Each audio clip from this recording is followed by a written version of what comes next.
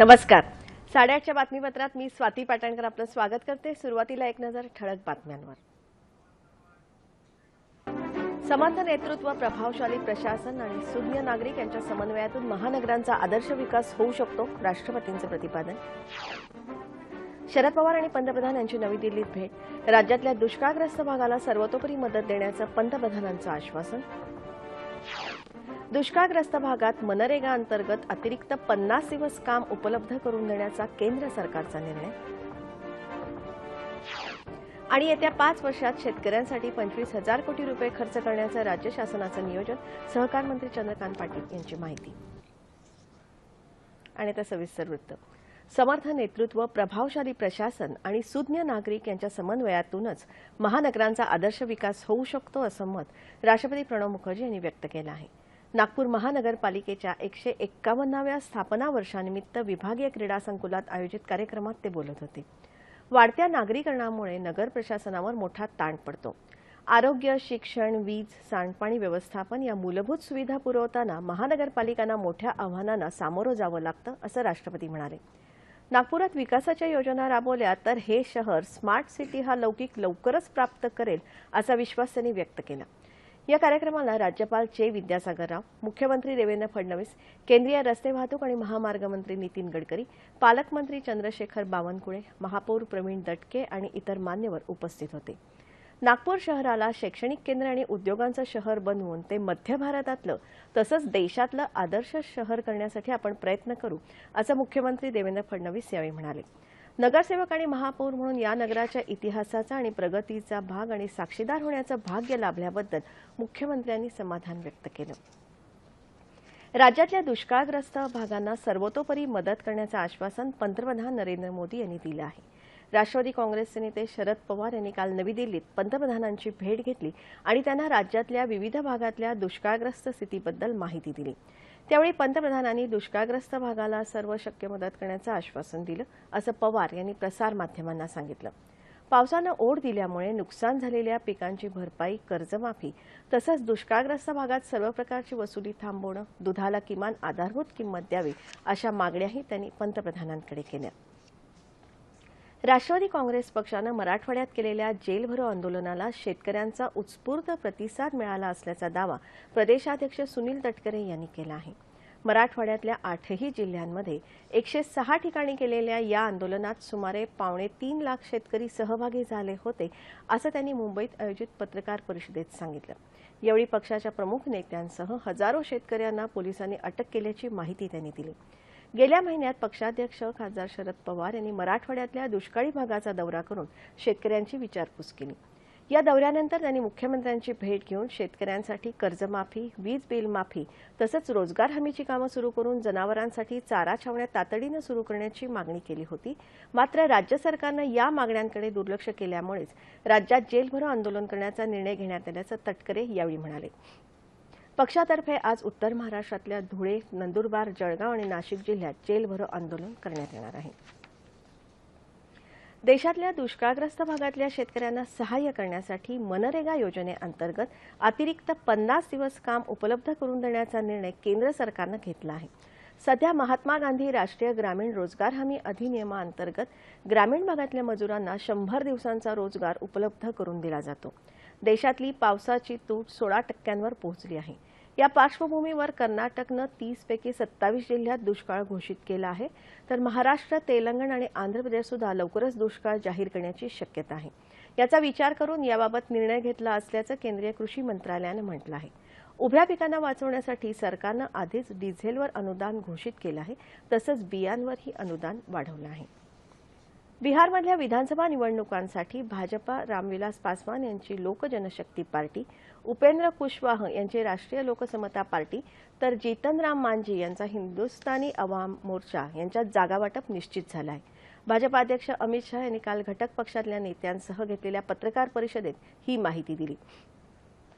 243 पैकी भाजपा 160, लोजपा 40, आरएलएसपी 23 तर हिंदुस्थान अवाम मोर्चा 20 जागांवर निवडणूक लढवणार आहे. पंतप्रधान नरेंद्र मोदी रालोआचे प्रमुख प्रचारक राहणार आहेत. नितीश कुमार लालू प्रसाद यादव यांची युती केवळ निवडणुका डोळ्यांसमोर ठेवून केलेली युती आहे, तर रालोआची युती ही बिहारच्या विकासासाठी करण्यात आली आहे, असं अमित शहा म्हणाले. बिहारमध्ये भाजपा प्रणित राष्ट्रीय लोकशाही आघाडी आणि काँग्रेस राष्ट्रीय जनता दल आघाडीच्या विरोधात समाजवादी पक्ष आणि राष्ट्रवादी काँग्रेस पक्षानं तिसऱ्या आघाडीची काल घोषणा केली. ही तिसरी आघाडी राज्यातल्या सर्व 243 जागा लढवणार असल्याची माहिती दोन्ही पक्षांच्या पाटणा इथं झालेल्या संयुक्त पत्रकार परिषदेत देण्यात आली. मुंबईत 11 जुलै 2006 रोजी उपनगरी रेल्वे गाड्यांमध्ये झालेल्या साखळी बॉम्बस्फोट प्रकरणातल्या दोषींना शिक्षा सुनावण्याबाबतचा काल सुरू झालेला युक्तिवाद मोक्का न्यायालयात आजही सुरू राहणार आहे. 6 दोषींना वैद्यकीय कारणास्तव तसंच इतर कारणास्तव कमी शिक्षा द्यावी यासाठी बचाव पक्षानं 3 अर्ज न्यायालयात दाखल केले आहेत. तसंच दोषींच्या वकिलांचा युक्तिवाद नोंदवण्यात आला आहे. गेल्या शुक्रवारी या प्रकरणी 12 आरोपींना न्यायालयानं दोषी ठरवलं आहे. या साखळी बॉम्बस्फोटांमध्ये 188 नागरिकांचा बळी गेला होता, तर 829 जण जखमी झाले होते. राज्य सरकार हे शेतकरी विरोधी नसून येत्या 5 वर्षात शेतकऱ्यांच्या हितासाठी 25,000 कोटी रुपयांचा निधी देण्याचं नियोजन सरकारनं केलं आहे, अशी माहिती सहकार आणि पणन मंत्री चंद्रकांत पाटील यांनी दिली. सांगली जिल्ह्यात कडेगाव इथे भाजपा मेळाव्यात ते काल बोलत होते. शेतीला पाणी, खतं, बियाणं उपलब्ध करून देऊन शेती उत्पन्नात वाढ आणि शेतमालाला चांगले दर मिळावेत हे सरकारचं उद्दिष्ट असल्याचंही पाटील म्हणाले. दरम्यान सांगली जिल्ह्यात कडेगाव इथे आदर्श माता पुरस्कार सोहळा काल संपन्न झाला. राज्यातल्या 5 आदर्श मातांना यावेळी गौरवण्यात आलं.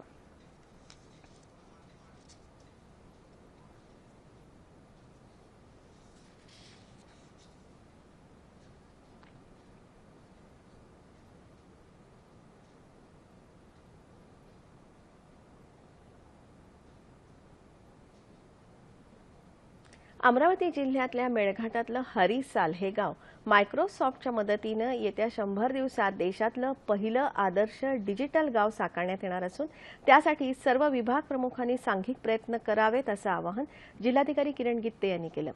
डिजिटल गाव साकारण्याच्या दृष्टीनं काल हरिसाल गावाची पाहणी करण्यात आली, त्यावेळी ते बोलत होते.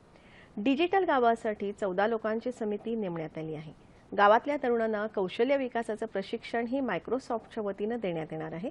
तसंच मेळघाटातल्या विजेचा प्रश्न सोडवण्यासाठी ऑप्टिकल फायबरचा वापर करण्यात येणार आहे, असंही ते म्हणाले. देशात सुमारे 2.5 ते 3 लाख क्षय रुग्णांचा मृत्यू उपचाराच्या अभावाने होतो.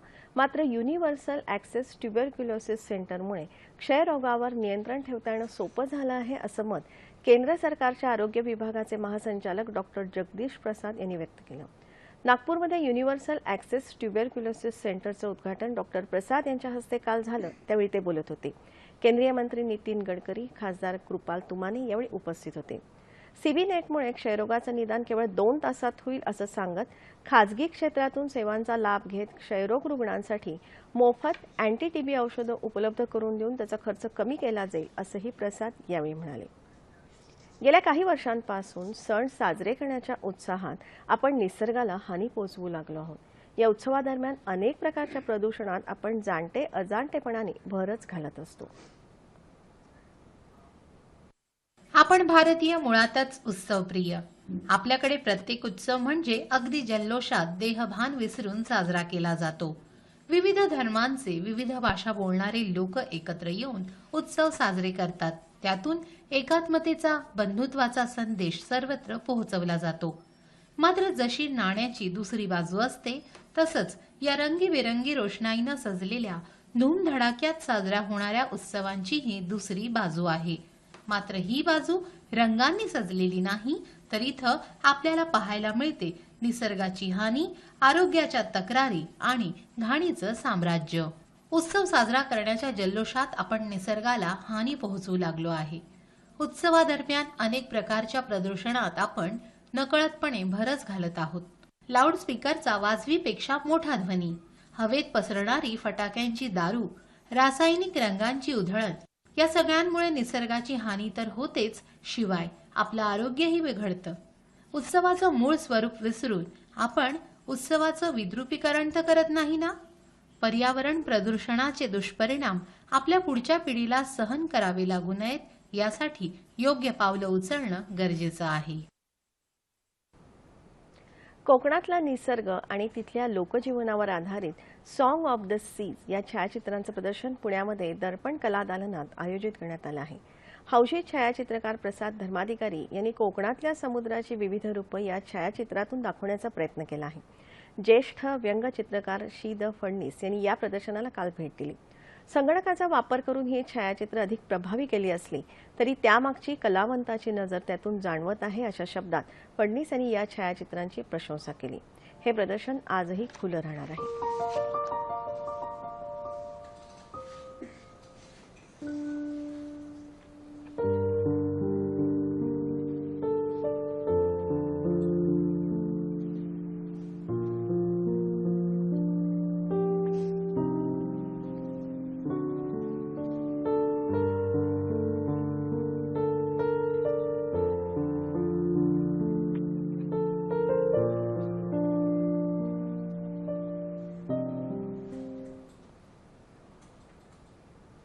महाराष्ट्र शासनाच्या अल्पसंख्याक विभागाकडून मुस्लिम समाजाच्या प्रगतीकरता अनेक योजना राबवल्या जातात. डॉक्टर झाकीर हुसेन मदरसा आधुनिकीकरण योजना ही त्यापैकीच एक.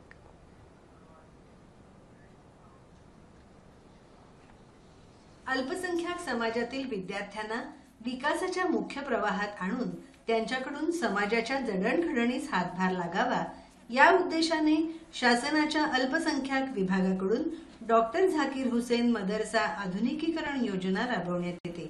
मदरशातील पायाभूत सुविधांसह धार्मिक शिक्षणासोबतच विज्ञान, इंग्रजी या विषयांचं शिक्षण विद्यार्थ्यांना देण्यात येतं. याकरता तज्ज्ञ शिक्षकांच्या नियुक्त्या या योजनेतून करण्यात येतात. मुस्लिम मदरशाचं आधुनिकीकरण करून हे फार मोठं स्तुत्य उपक्रम राबवला आहे. त्याच्यामुळे मुस्लिम धर्माचे जे विद्यार्थी आहेत त्याचा मागासलेपणा दूर होईल आणि याचा खूप लाभ होणार आहे. हे केंद्र शासनाचा मी आभार मानतो. वाशिम जिल्ह्यातील 11 मदरशांना 32 लाख रुपयांचं अनुदान या योजनेद्वारे देण्यात आलं आहे. अल्पसंख्याक विभागामार्फत डॉक्टर झाकीर हुसेन मदरसा आधुनिकीकरण योजना राबवली जाते. या योजनेची जी जिल्हास्तरीय समिती आहे त्याचे अध्यक्ष जिल्हाधिकारी महोदय असतात. या योजनेमार्फत वाशिम जिल्ह्यामध्ये आतापर्यंत 11 मदरशांना एकूण 32 लाख रुपयाचं वाटप करण्यात आलेलं आहे. ही जी रक्कम आपण मदरशांना देतो त्यामध्ये पायाभूत सुविधा करिता ती रक्कम असते.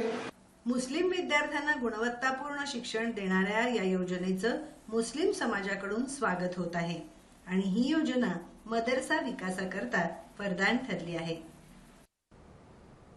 हवामान. गेल्या 4 दिवसांपासून राज्यातल्या बहुतांश भागात पाऊस सक्रिय आहे. मुंबईतही काही ठिकाणी काल पावसाच्या सरी बरसल्या. दुष्काळग्रस्त मराठवाड्यातल्या उस्मानाबाद आणि लातूरमध्ये जोरदार तसंच विदर्भात वाशिम जिल्ह्यातल्या काही भागात विजांच्या कडकडाटासह पाऊस पडला. जळगाव जिल्ह्यातल्या भुसावळ, मुक्ताईनगर आणि जामनेरसह काही भागात तसंच नागपूरमध्येही काल पाऊस झाला. पश्चिम मध्य आणि लगतच्या वायव्य बंगालच्या उपसागरावर असलेलं कमी दाबाचं क्षेत्र कायम असून येत्या 24 तासात संपूर्ण राज्यात तुरळक ठिकाणी मेघगर्जनेसह मुसळधार पाऊस पडण्याची शक्यता हवामान खात्यानं वर्तवली आहे.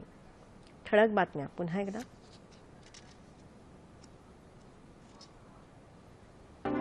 समर्थ नेतृत्व, प्रभावशाली प्रशासन आणि सुज्ञ नागरिक यांच्या समन्वयातून महानगरांचा आदर्श विकास होऊ शकतो, राष्ट्रपतींचं प्रतिपादन. शरद पवार आणि पंतप्रधान यांची नवी दिल्लीत भेट. राज्यातल्या दुष्काळग्रस्त भागाला सर्वतोपरी मदत देण्याचं पंतप्रधानांचं आश्वासन. दुष्काळग्रस्त भागात मनरेगा अंतर्गत अतिरिक्त 50 दिवस काम उपलब्ध करून देण्याचा केंद्र सरकारचा निर्णय. आणि येत्या 5 वर्षात शेतकऱ्यांसाठी 25,000 कोटी रुपये खर्च करण्याचं राज्य शासनाचं नियोजन. सहकार मंत्री चंद्रकांत पाटील यांची माहिती. याबरोबरच हे बातमीपत्र संपलं. पुन्हा भेटूया दुपारी 2:30 वाजता सह्याद्री वाहिनीवर. नमस्कार.